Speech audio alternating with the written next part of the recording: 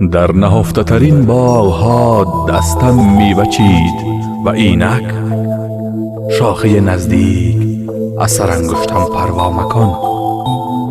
بیتابی انگشتانم شور ربایش نیست، آتش آشنایی است، درخشش میوه درخشانتر.